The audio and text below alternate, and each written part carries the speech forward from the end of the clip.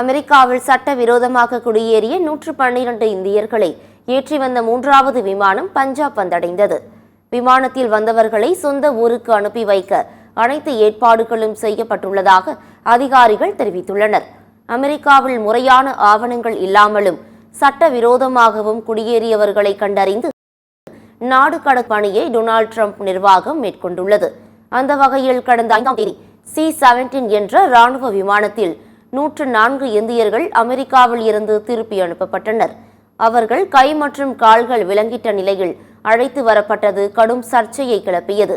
இதையடுத்து 2வது தடவையாக 116 இந்தியர்களுடன் மற்றொரு அமெரிக்க ராணுவ விமானம் இந்தியா வந்தது. இந்த நிலையில் அமெரிக்காவில் இருந்து நாடு கடத்தப்பட்ட மேலும் 112 இந்தியர்களும் 3வது விமானம் நேற்று இரவு அமிர்தசரஸ் வந்தது.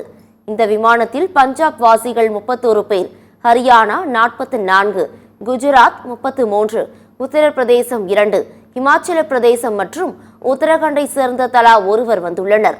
குடியேற்ற விதிகள் மற்றும் ஆவணங்கள் சரிபார்ப்புக்கு பிறகு நாடு கடத்தப்பட்ட இந்தியர்கள் அவரவர் சொந்த ஊர்களுக்கு அனுப்பி வைக்கப்பட்டனர்.